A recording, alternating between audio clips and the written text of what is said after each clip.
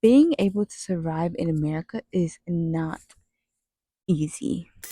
So I was told to come here and share a little bit of information today, a little bit of positivity today, because you don't realize how many opportunities you have. So, my channel is about how to move abroad and create a life of your dreams. And moreover, it's about how to create legacy in your life.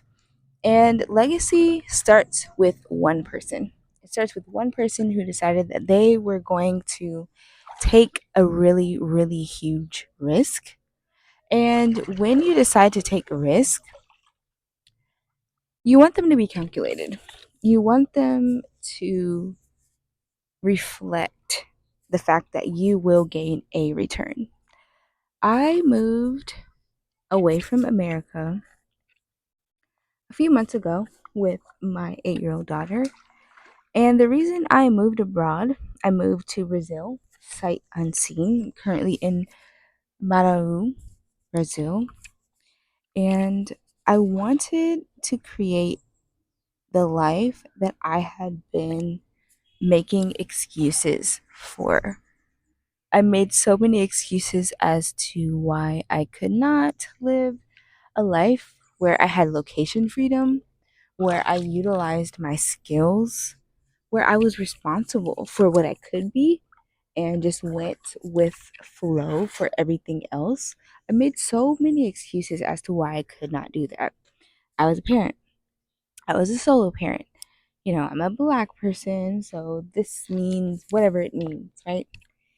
My past, my trauma, the things that I had done wrong in the past, years and years and years ago, things that I had done wrong or incorrect in childhood. There were so many things that I needed to let go of.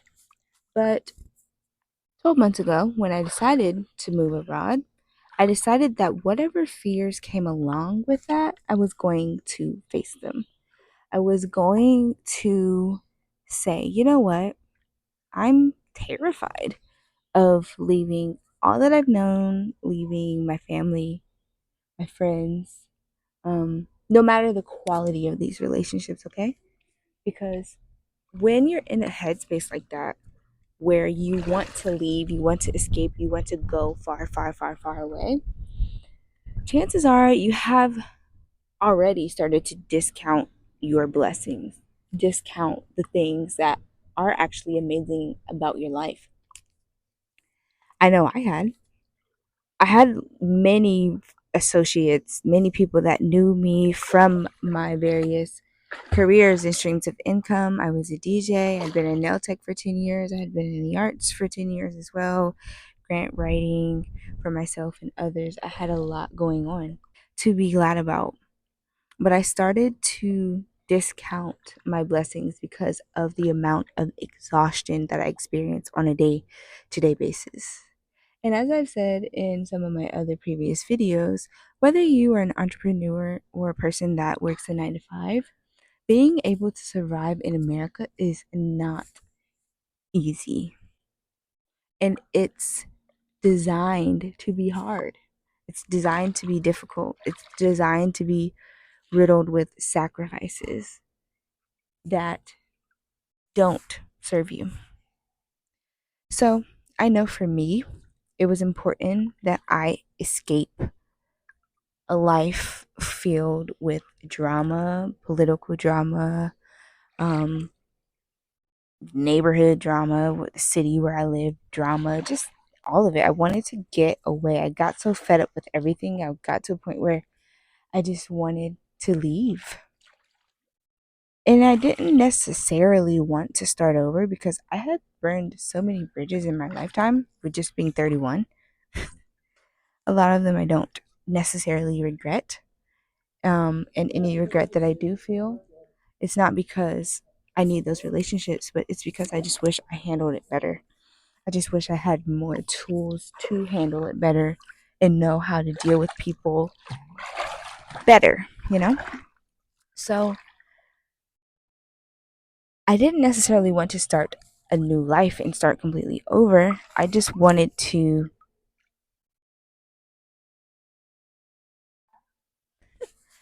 I just wanted to keep going in a very new and different way than I had been pursuing everything. I'd been a nail tech for 10 years. I got my license in 2015. And I, sorry, worked for a major company that ended up partnering with DSW. I managed 4 of their locations. I created systems for them. I've always been a person that likes to execute and create systems, and I feel as though I do so very well. I'm also a creative. So I feel as though I've had the best of both worlds. But of course, in recent years, I focused way more on business than I have been on being creative, and that drained me. The business of life drained me. So after completing nail school and working for major company, I decided to go out on my own. That was when I took my first real risk, when I decided I was going to get my own studio and make money for myself. I could make so much money for myself. I don't have to give anyone a cut, a percentage, a rate, okay? I didn't need to get my paycheck signed and approved by anyone. I was going to do it.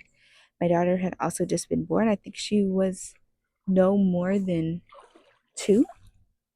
And I went off into business on my own, and it was a huge success. Me being able to be creative with nails and still own a business, it was beautiful. I loved every moment of it, and I don't regret anything. After about 8 years as a nail tech, well, really after years 5 or 6 on my own, I started to feel like, okay, it's time to scale. I'll say the number one problem with Black business is that we are not in close proximity to people that can give us guides and give us information. I had a lot of mentors in my day, but the thing about me was I would always outgrow my mentors very, very quickly. And the mentors I did have did not have very expansive ideas. They were not visionaries. They wanted to do what everyone else wanted to do and do it well and maybe surpass anyone that they know, but they were not visionaries. Where I've always been a visionary, I've always had extraordinary ideas. And so when you're in a space like that, you're often told to dumb it down, bring it down, fit in. And I never flourished that way. I did have success in nails. Um, I did not have success scaling up. And I think the main reason why I did not is because I never truly wanted that. I never wanted to own a nail salon. I never wanted any of that stuff necessarily. What I wanted to do was go on and educate, but I was just so burnt out by nails. I had also created an Etsy store during the pandemic that completely blew up. And just being one person, I can only create so many nails as one person. I tried to hire girls that would like not do the job. And it was just very tedious and difficult. I also had no guidance. So, all of that, I learned so much and I don't regret it. But in my 8th year of business, I had made my career as a nail tech so small. I had changed locations at least 3 times in the last 2 or 3 years. I had slashed my clientele. I only worked from 10 to 3. So, really, that was only enough time to still by me. That was only enough time to service 3 clients. I liked it that way, and I was making more money than I'd ever made. So there was never a problem with my business. The problem was I was tired of having multiple streams of income, but still feeling as though I could not breathe in my space, in my area where I lived. I couldn't relate to anyone. And I got so tired of that. I started really doing a lot of inner work to find out what would make me happy. And what would make me happy is to have location freedom, to travel the world, and make money in my sleep. that was then the goal. So I always like to use the term or the analogy that Esther Hicks uses, where she says that when you create momentum, you can't just stop the train, right? You have to slow the train down. You can't just make a right turn on a train. You have to slow it down. You have to change the direction. A lot of the time, when you are slowing down in order to change direction, this looks like decline, right? For me, I changed nail studios in maybe 3 times in less than 2 years. A lot of my clients were confused. I did lose a lot of clients, which I'm okay with because I didn't really want to do nails anymore.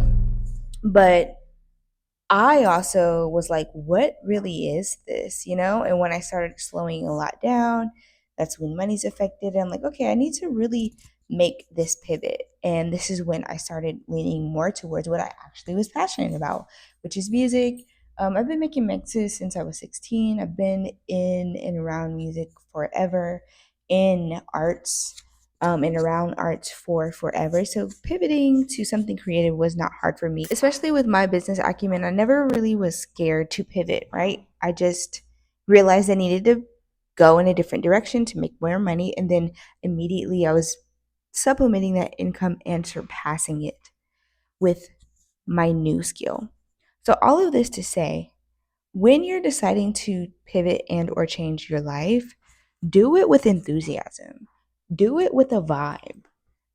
Do it with the vibe of, I know that I have skills out here in this life. I've been living a life for 30 years. There's no way that you're going to live a life for 30 years and have no skill sets. It's time to recognize and become aware of the collection of skills that you've obtained over the past years. Maybe it's time to start a business. Hell, I can't tell you that. But if you are a person who is interested in business, be serious about it, and get next to other people who are serious as well. But more importantly, people that have already done the thing that you're trying to do. Hello, my name is Mackenzie, and I help families move abroad, travel full time, and create legacy. I recently created the Moving Abroad Toolkit, which is an app that helps you answer the two most important questions about moving abroad: when can I go, and how long will it take? Inside the toolkit is the financial calculator, which helps you to determine exactly how much it would cost you and your family to move abroad. You can also use this if you are a solo person as well. Next, you'll find the Moving Abroad Timeline Generator, which helps you to see a plan to move abroad in 90 days, 6 months, or 12 months. Following that, you will be able to use the Moving Abroad checklist. This is a 50-minute workshop where I will guide you through all possible questions you will need to think of in order to move abroad. Think of and answer in order to move abroad. And lastly, there is the mindset shift. The mindset shift is going to help you identify the limiting beliefs that you have around moving abroad. It's going to take you from wishing to moving abroad to having had a solid plan to move abroad, from wishing and dreaming to moved. Okay? That's what it's going to do for you. I want you to know that the fear you may feel with the unknown is actually a wealth of untapped potential. Okay? And the further you go into the unknown, the more pleasure you will find. I firmly, firmly believe that. Everything that you want is on the other side of fear. You don't want to be afraid, okay? Do it scared. Do it anyway. Don't let anything limit you, okay? I'll see you on the other side.